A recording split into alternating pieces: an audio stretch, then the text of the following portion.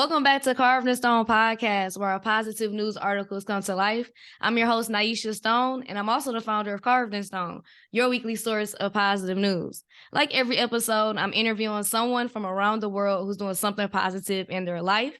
Our next guest is a true businessman. He's worked for Disney, Amazon, and more, and he's actually been featured on Carved in Stone before as well. A few years ago when it was kind of just a feature website. So welcome our next guest, Ammon, Lyle.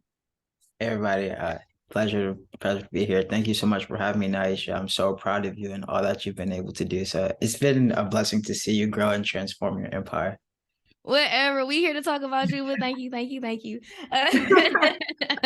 So not many people know about you, but they are going to, because you have been doing great things, and I feel like you deserve to just talk about yourself and all the stuff that you've been doing. So let's back up a little bit. Rufus King, that's where we know each other from, Milwaukee. Go Generals. K-House. Yeah. So let's talk about, from one, like, the beginning of it was kind of getting the Usher scholarship. So can you just walk us through, like, how did you even find out about the scholarship? And then for you to be the first recipient, how has that impacted your life?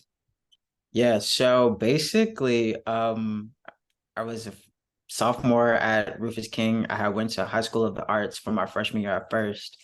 I was a dance major. And then I transferred to King. And so I was just meeting a lot of people. I got put into a lot of IB classes and a lot of advanced classes. Miss Hardy, who was the Spanish teacher at King, actually one day randomly said, "Hey, there's this workshop that their students going to be speaking at about his experience within this super dope program. It's going to be at this time at like 6 p.m.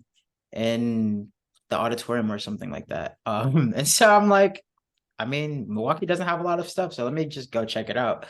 And so I went. His name was Sebastian Van Allen. He was a senior at the time.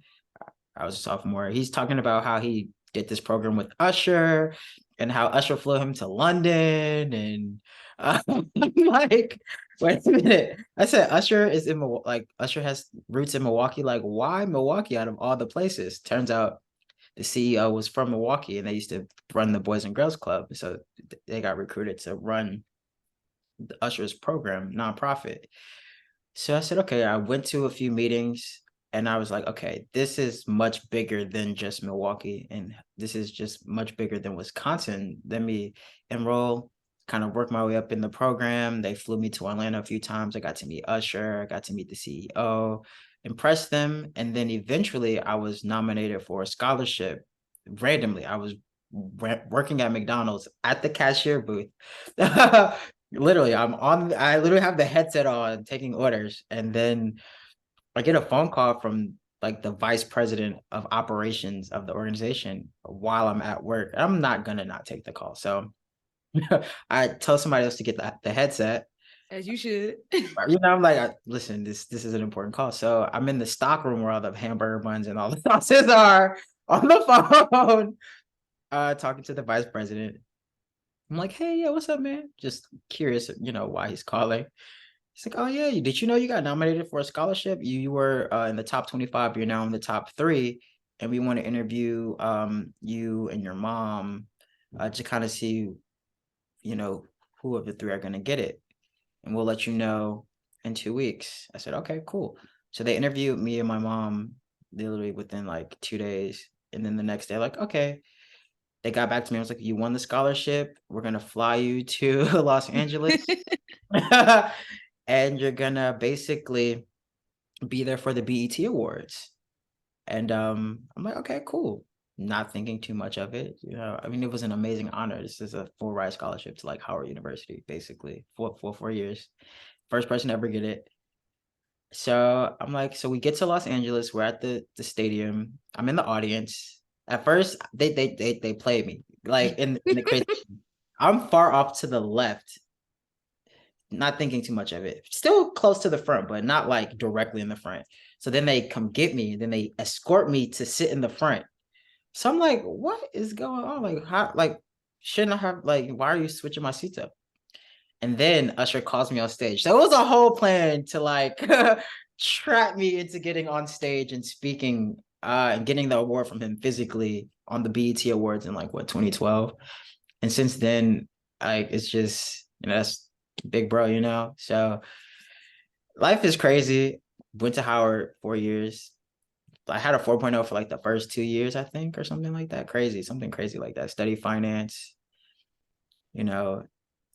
I think that program changed my life for the better, and it still exists, but not in the same way. But those types of resources are definitely like needed, honestly. Man, dude, when I heard about your story years ago, I was just like, what? Like, just like, because I'm like, for one, like you said, like, why Milwaukee out of all places? Like, yeah, we don't have those type of opportunities, but we actually do. You just need somebody like a Miss Hardy to be like, I see the potential in you, and if you can show up, you'll know what can happen. And like, look at you. So now you graduated with no, with no loans, no stuff like that, which is amazing. So now then you got into Disney. Can you talk about Disney? I remember you were saying when I did the article back then, like you were kind of in charge of those kind of like those back end deals and making sure people like got their royalties and stuff like that. So can you talk about messing with $100 million and all of this? Like you dope. So let's get into it. So crazy enough, I knew from my finance experience, I had worked in investments before I graduated. Like I was managing, like helping people with large amounts of money, like figure out how to invest it. That was what my job was. And this was before I graduated. I worked at Goldman Sachs, which is like one of the #1 investment banks that does this kind of thing. And from that experience, I learned, I'm like, I don't think I want to do this. I don't think I like this. And I was like, so what do I like? What industry am I most interested in? And Warren Buffett always says, never invest in anything that you don't understand. And so I'm like, well, let me go learn entertainment. And the only way to truly learn entertainment is to work in it. You can't really learn it without that. So I started off working in wealth management, managing money for people in entertainment. And so how that worked was basically, let's say, like Carole King or John Travolta or Usher or Miguel, or this was Kanye was signed to this business management firm at the time, and I was working there. Janet Jackson was signed to this business management firm too. We managed their assets, their money, and their royalties, their taxes, their insurance, like their businesses. And I was like, well, this isn't really rocket science. So I started asking people, like, what's the hardest part about managing the businesses of these entertainers and these major celebrities? And everyone was like, no one understands royalties. Like, we don't get it. And so I was like, so that's where I'm going to start my career. You found a problem. Right. I was like, I found them literally. I said, I'm going to start on royalties. Nobody gets it. So I said, well, if I'm going to do royalties, I'm going to do it at the highest level. So I put out the bat signal, and I applied for a lot of opportunities. Disney reached out to me about an opportunity in royalties. And I'm like, Disney? I said, okay. So, all right. So I interviewed. It took like 3 months to get this job, I think. So I interviewed, got the job. It was insane. I was the first person who was responsible for doing multiple business lines for royalties. Before, they used to segment, like either did movies, you did TV shows, you did like live tours, like traveling productions, or you just did distribution deals, meaning you kind of basically help put movies across the world and report it. I was the first person who worked in all of those spaces. And I got to see the deals that these actors, these A-list celebrities, writers, directors, producers had. Like, if a movie was profitable, then they would receive a percentage of those profits, basically. And I did that for about 3 years. And throughout that time, I learned a lot, like how royalties worked. I bet. A lot of the times, like these movies and these TV shows and these Broadway plays, and they're actually shown as unprofitable on the financial statements that goes to these participants, celebrities, basically. It's crazy. Like, and that was the foundation of my entertainment career, which allowed me to move forward to working in strategy, and even now working at Prime Video now. And so I think, and even on the side, like I was managing, talent as well, because of my experience, my corporate experience in managing artists and entertainers and photographers, basically, because I saw the deals, and So it just made sense, basically. Yeah. See, like it's easy to him. I'm over here like learning, like, okay, like this dope, because it's like you don't, from my perspective, like, I'm just like in the media world. So I get to see a lot of the media and that, but I don't get to see the side of, okay, they're signing the deal of this and how does that work? How do those royalties work and all that stuff? So it's very important that we have a Black man in this Yeah. position doing this.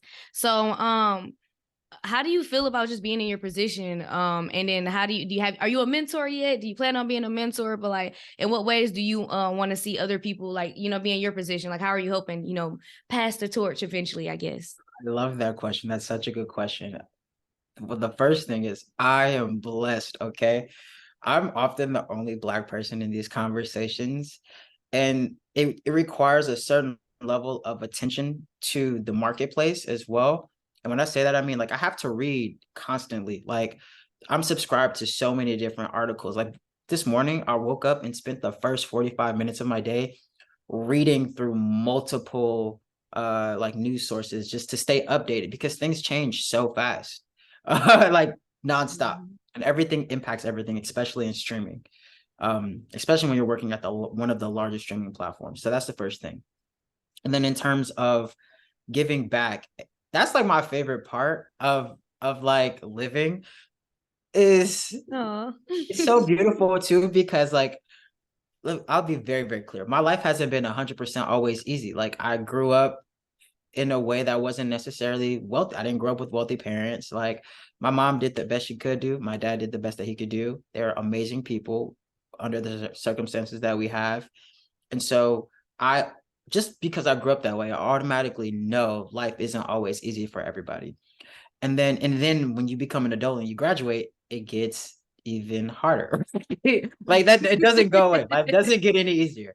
And so throughout my career, I've I recognize that we need to bring this next generation into the fold. So one of the most amazing things that I got to do while I was working at Disney, oh my, even still to this day, I still can't believe they let me do this.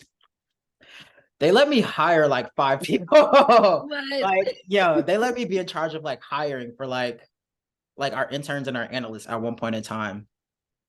And because there's this whole diversity push, I went to Howard University, which is a HBC, HBCU, and I basically know all about recruiting. Only because when I was in school, my whole mindset was I need to get a job before I graduate, and this is how I'm going to do it. So I know the system from a college perspective, and now I'm working in corporate as a manager at what age 25, right? I'm a 25-year-old manager at the Walt Disney Company, which is like in the top 10% of Fortune 500 companies, being giving the opportunity to hire people, right? So I easily hire like Hunt then, go on, tell them. five Black interns from Howard, like with no budget. They literally said, okay, we want to hire some diverse candidates who are talented. And we think you're the guy to help do that. And I said, easily. I said, do I have a budget? They said, no. So I reached out to Howard. I said, hey, listen, I have an opportunity to hire, what's the best approach? They was like, well, you can pay $10,000 to do X, Y, or Z. I said, nah, that's not what I'm going to do. So I looked back through the organizations that I used to be a part of. I set up a virtual panel within like a week. I literally set up a virtual panel within a week. I had about 50 students join the virtual panel. And out of that, I got like 20 resumes. And from those 20 resumes, we hired like five of those interns. And like I had to interview all of them. Like I literally remember this days back-to-back interviews, having to provide feedback. I got to pick the interns, and then to see them start their careers and like talk to them at Disney and see them go off to different places. Like one of them was an intern at ESPN. And he's now like in marketing at Google. There was another one who she was my intern. I had two interns that were directly reporting to me. One still worked there. She got converted to a full-time analyst, and I helped her negotiate her salary. So now she's a full-time analyst at the Walt Disney Company, Black woman. Then another one, she ended up joining NBC's program. Then another intern that I hired ended up at Amazon as an account executive. And to this day, we still talk today. Like we call each other, and she like asks me for advice on how to navigate her career and things like that. And so it's just like, wow, like I really helped create this next generation of young Black entertainment business people who are now matriculating and kind of building and growing and developing into like leaders in the entertainment space. And it's like, I don't even talk about that. You know what I mean? Like, I don't even like, no one knows that. Like, that's not a thing that I brag about, but it's just something that I got to do in the sense that I got to help bring in the next generation. And that's a lot because Disney, listen, to get hired at Disney, they have like thousands of applications for each job posting, you know? So yeah, I think that's something that I've been able to do that I'm truly honored with. And then mentorship programs. So I was the president of the UNCF, like this young adult society, basically. And we do a mentorship program for high school students in the STEM field. So we would match like these 5 high school students with the mentor I served as a mentor to at one point, and we would meet every week for 10 weeks and walk them through the college application process, and we would have them meet with different advisors and help them answer questions on how to apply for college, like how to choose a major, what's financial aid, what's the Common App, how to write their essays, proofreading their essays. Wow, it's like You I'm glowing. yeah, I'm big on education. That's how I got out of poverty for real. So to give back on that is like, man, you don't Yeah. even know. That's sweet. You said that's how you got out of poverty. So if y'all hearing, I know y'all hearing his success story. And before we even press record, he did admit that he was like, he's just not realizing how successful he is because he keeps his head down. And you know, that's usually what happens. Like you're working because you know you gotta go. But now it's time for you to kind of just sit back and relax just a tad bit. And just be like, damn, I did that and I'm doing it. So we're gonna get into now working for Amazon. So what made you transition to Amazon and what exactly do you do with them? Right. So mind you, I'm a manager at Disney. I'm not even thinking about leaving this company, right? I was good. I was listen, making like 6 figures, you know. I wasn't even really, I'm 25, 26. During the pandemic. Amazon goes into my LinkedIn DMs, like, hey, we have an opportunity for you. We think you might be a fit. So I'm like, okay, you know, I never turned down an interview request. So I mean, hey. So she's like, oh yeah, there's a content specialist opportunity um to work for one of Amazon's subsidiaries. Let's kind of talk through what this potentially could look like. I said, you do know I'm a manager right now and I'm managing a team right now. So I think content specialists might not be what I'm interested in. So knowing your worth, knowing your value is very important. Just oh well, in that case, well, there is another opportunity that I think could be aligned. It's for a content acquisition manager. So I interviewed. It was like 9 interviews, and then I remember I remember this like it was yesterday. I was driving to the studio at the time. I was driving to this music studio because they were launching something, and I'm on vacation at the time. And she's telling me the offer. She's like, "Yeah, you get the offer." She's walking through the details of this job opportunity at Amazon. And then she talks about like the compensation part of it, which is the financial piece. And I said, "Wait, how much?" I said, "You're offering how much?" I said, "Okay." It basically doubled my salary from Disney. So I basically really negotiated and had to take that offer. You double my Disney salary. And so while I was at their new media property called Audible, what I was doing was my job was 3 things. I was meeting with agents, lawyers, managers, celebrities, taking pitches from their content basically and turning it into realities and greenlighting content basically. That was my job. Wow. So to build relationships, take in the content, analyze it, look at the budgets to see if it was feasible, read the scripts, provide notes, and then pitch it internally to our team meeting to see if it can get greenlit. I got like maybe 8 or 9 projects greenlit while I was working at Audible. Can you say which ones or name 1 or 2 or no? Well, some of them are under non-disclosure agreements, Yep, that's but why. one isn't. One is called Possession. It's by At Will Media. So I negotiated that deal, which it's a thriller that should be out soon. It's supposed to be like A-list cast. I can't really talk too much about it, but that's one that I did negotiate that did get greenlit. I'm super pumped. It's a thriller.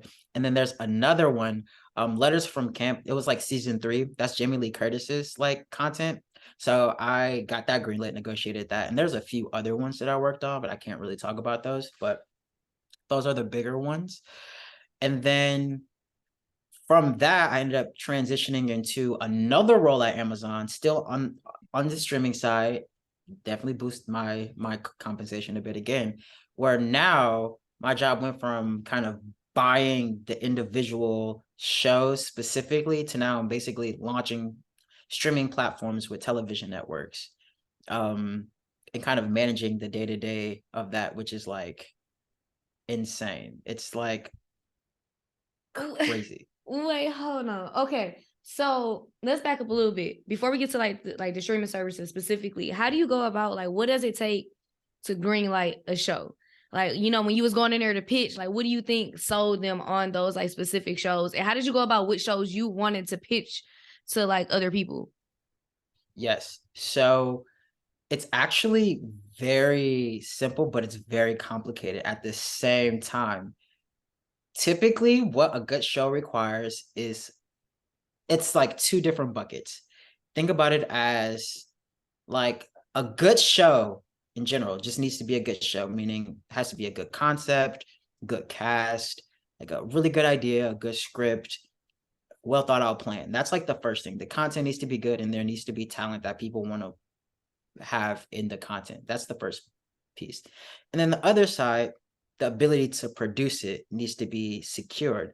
So whether you're producing it, if you have a track record, then it's easy to greenlight it. But if you don't have a track record, then it probably won't get produced because it's like, how do we know that you're going to deliver it on time, within budget, and that it's going to be quality based off of what you submitted? So the combination of those 2 things, you have to go to a presentation and say, well, we think that this project is good because of these reasons. It appeals to these audiences. It costs this much money. It fits into our budget spectrum. Like for this genre with this cast, we think this is a very valuable project. And this production team is capable of producing it. Greenlight it. That's what that process looks like. And typically how you know something's going to get greenlit or not is if you're presenting it and everyone's like, ooh, like in the meeting, like if everyone's like, ooh, that sounds good. Like, ooh, I like that. Like, this sounds great. I'm interested in that type of content. Or if there's like a producer or a director that everyone loves, like I remember someone was pitching a project with Kerry Washington. Everyone loves Kerry Washington. Like if the project is good and Kerry Washington's attached, boom. You know what I mean? So those types of things really do matter. And how you find projects is through agents mostly. Agents and producers who already have a relationship with the studio. And then when I say agents, that's like a talent agent that works at like WME, ICM, UTA, or CAA, which are like the 4 biggest agencies, and they represent talent, producers, writers, and they kind of constantly submit things.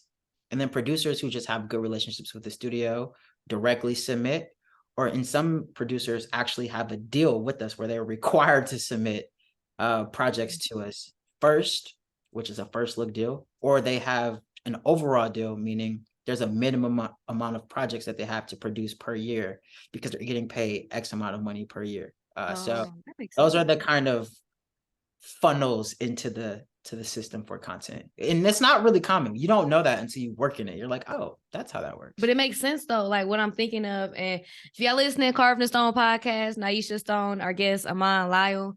But what I was thinking of, you said it's all about building relationships. And that's what literally any industry, like for this right now, because we known each other at King, because we did the article before, now you feel comfortable, you know, coming on the podcast. If some random reporter would have hit you up, you probably would have been like, I don't know. Maybe Right. depends on the platform. So I that's what I'm really realizing. And to everyone listening, it's not just about building relationships just to get something, but it's just about making those genuine connections. And I think sometimes people can get those confused. Like, you know, I'm just gonna be nice to this person just because I want something in the end.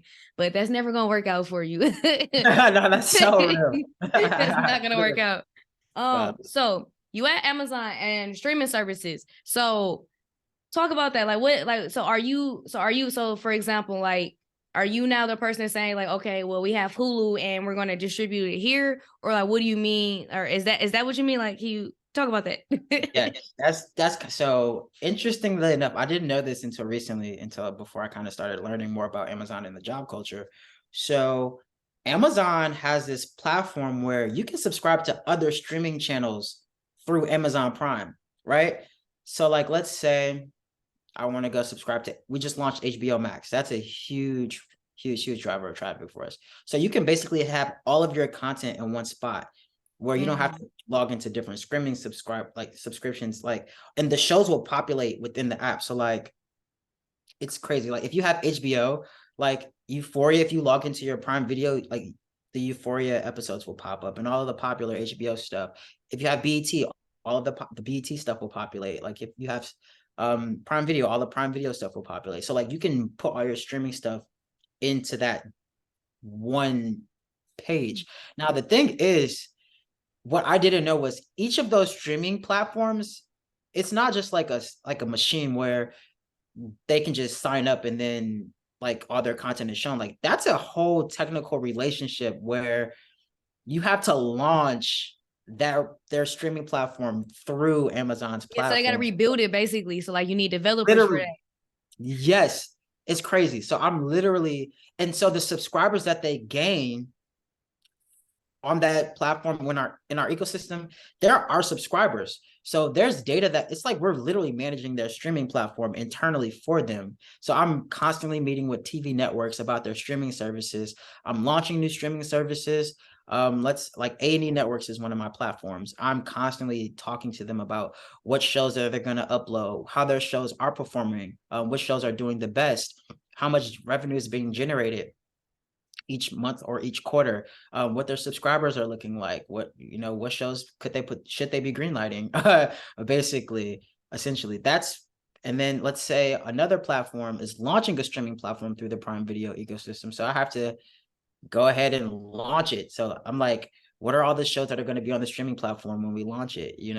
How do you want to market it? A lot of it is marketing too. It's like, it's crazy. It's like, this is such a great learning experience. It's like 90% of my job is marketing. Is how are we going to drive subscribers to your streaming platform? Let's say Amazon has an ecosystem of over 200 million people because of Prime, right? So, and then the Prime Video ecosystem, there's millions of people there. So how are we going to make your streaming service stand out at these different points in times throughout the year to increase your revenue? It's like, it's like consulting for streaming companies, basically. It's crazy. Dude, you're doing so much. So what I think is so cool about your story is it started with education. Like that's the bottom line. Then it's like, okay, finance. And you got so good at finance that you were able to dive into, you're doing marketing and now you're into tech. And so I think that's good. Like when you have a great foundation, you can do whatever you want. And if you ever need marketing needs, hit Carving Stone up. Y'all know we here, public relations and communications, hit us up, carvingstone.com. But yeah, like I think that's amazing that you are willing to, man, I really don't want to do this, but you be like, forget it anyway. I'm gonna learn how to do it and I'm gonna be the best at the highest level at that. And that's something that I believe I'm achieving through, Carving Stone. I started off as a print online journalist, and this was no background in journalism. I just went to college for it and learned everything there. And then now I'm doing video, now I'm doing podcasts, now I'm actually building. I've been running my website like through Squarespace for the longest. Now I finally have tech developers who I'm actually meeting with next week. So we're going to have a new website out. And so, making those partnerships with Amazon, making the streaming stuff. And so I definitely understand that it do take stages. But how does it feel for you to finally realize that you are successful? Yo, it's so funny. It didn't hit me until the other day that I'm actually successful. Like, yo, it's so crazy to say that, but I was like, Ammon, you're not doing enough. Like, it's been a journey to say the least. Because I'm in therapy. Because I realized like at a certain point I'm going to reach a level of success and I want to enjoy it. That's what I've been telling myself for so long. It's like, listen, you're going to become successful and you're going to want to enjoy this success. So you want to be mentally and spiritually sound before you get to the space where you're at this certain level of generating money, and you want to be able to comfortably enjoy it and spend it without feeling guilty. And you want to feel like your mental and your spiritual peace is preserved. So I've been telling myself, when you become successful, you know, you want to be grounded. And then I don't know what it was. I went to Jamaica. I think that's what it was. I went to Jamaica like for a wedding. And then I realized we're on the boat. We're on this yacht. And I'm sitting there like, everybody on this yacht is low-key kind of rich. Like, and then I was like, wait a minute, Ammon, you're low-key kind of rich too. And that was like the first time I was like, okay, you're doing well for yourself. You're not even 30 yet.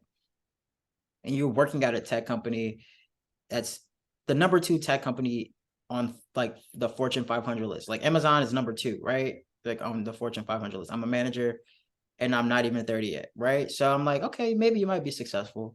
But then I'm just thinking about my peers, and I'm thinking about my parents and my like generations of slavery, and just like how much we have overcome, and like even me in entertainment.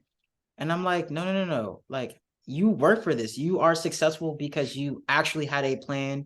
You went to college, you got 4.0s, you were in student government. Like, you actually learn how to be a leader. You're doing the work, you're in therapy, you're working on building your friendships to make them even stronger. You give back to the community. Like, I really had to, because sometimes we compare ourselves to so many other people, right? LinkedIn Yes, come on now. Listen, LinkedIn, Twitter, Instagram, we're so often comparing ourselves to the next person that we don't take a second to realize that they all, one, have their own journey and their own stories, but two, we are somewhere that we dreamed of being in. Like, I am in content acquisition. I dreamed of being in entertainment and technology. Like, I had a plan. I didn't know it was going to go like this. You know, I had a plan. My plan didn't go as I thought it would, but I still ended up where I kind of thought I would be, right? Investing into content and helping grow entertainment in the highest growth of media, right? And so when I took a step back and stopped focusing on everything else around me and everyone else's accomplishments and everyone else's success, and really looked inward and said, you know, what is it that you wanted to do, and are you doing it? I was like, you know what? I am. Like, I started off in accounting and finance, and now I'm not doing that anymore. Like, you know, I'm doing cool things in marketing. I'm in marketing. I used to say that I want to go from finance to marketing all the time. I'm And look literally, at you. Look. you know what I'm saying? Like, I live in LA. It's sunny and beautiful. Like, I live a pretty great life. I have good friends. My family's doing well. Like, it took me a second. Like, you know what? You're kind of blessed, bro. Like, Not kind of, you really are. No, you know, no, thank you for being honest though. Like you know, like the imposter syndrome, I talk about that a lot. But that's just as Black people, but we deserve everything that we have. And you know, sometimes I feel like we always told that if you talk too much about yourself, that's gonna get taken away or you're not being humble. But sometimes we just really gotta say what we do. I just got covered by Essence. I'm very proud of myself. Congratulations. Let's go. Thank you. And I'm very proud of you. So, like, thank you for being on my platform. So, how I end all my interviews, when people listen to this interview, what do you want them to get from me? That's a really good question. That's a great question. I think the thing that contributed most to my position right now, and I'm not even just talking about corporate, I mean state of mind, state of being, is find yourself. And then I know that's so like abstract and it's so like broad, but go do things that you love. And I tell everybody this, all my mentees, like everybody, find what you love and just do it, and or eat it. It could be foods. Go find the foods that you love. It could be Honey Nut Cheerios, you know, like, it could be small things. It could be taking walks in the park while the sun is out. It could be, you know, going to the gym, working out. Find things that make you happy and find your true source of happiness, and then hold on to that, because life is not always going to be, you know, always happy go lucky, sunshine and rainbows. You have to sometimes create that happiness for yourself. And that's how you're going to get through those dark moments and how you're going to get through those storms. And we all have our own struggles. We all have our own, you know, challenges. But if you can find a way to keep yourself alive during those dark moments with that happiness, right? and then hold on to that, and you're still building outside whatever skill that you have. Become excellent at that. Like, you want to be a journalist, you want to be the best publicist in the world, and you're actively gaining the experience doing that. That's one thing, and build on that. How do you take that to the next level? How do you get better? How do you get better and better and better? Does that mean you need to be a mentor of somebody? Does that mean you need to take a class? Does that mean you need to sign up for a fellowship? What is that? How can you constantly be working on building yourself to the next level while also maintaining your happiness, right? Does that mean you need to go look for grants or applying for grants? Does that mean you need to go get a small business loan? How can you expand, right? How can you level up but still be happy and maintain your happiness and your peace? Because when you have both of those and you just live life and you live life happily and you're building and things just happen. Like, things just happen. Like, you never know where God's going to take you. Like, I'm literally taking a book and I'm adapting it into a movie with a producer who's worked on multiple movies this year. And I've been on set in Chicago for about 2 or 3 of those movies, right? And now we're adapting the book to turn it into a third movie, right? So it's random things like that come up. And that's not even in my corporate job. That's like on the side. You know what I mean? That's like for fun. You never know where God's going to take you. Or even me serving on the board of Usher's New Look, which is Usher Raymond, the Grammy Award winning artist, his organization. I'm on the board of that. I didn't even apply for that. I didn't even know that was a thing. I was just kind of being, a good person and making sure that I show love to the organization because I love them. They've given me so much. I've invested so much. They saw me doing work. I guess when it came time to think about who would be on the board, my name came up. And so, you see what I'm saying? Like, now I'm on the board of this artist's organization and I'm helping with strategy and making decisions. And it's just insane, like what we can do with what we have if we remember to stay happy and find our peace and live with great vibes, honestly. Oh, I'm feeling that. That's one thing. People see me smiling all the time, but you definitely go through things. But like you said, if you can hold on to the happiness when stuff going down, you'll be good. Well, again, this is the Carving the Stone podcast where our positive news articles come to life. My name is Naisha Stone, and thank you so much, Ammon, Lyle. Make sure y'all go check them out, Google them, look them up. If y'all got some TV shows, maybe pitch it to them. Who knows? You might be the next great idea. Who knows? But meet us here every Tuesday as I interview different people around the world about the positive things in their life. And always remember, in the end, everything will be carved in stone.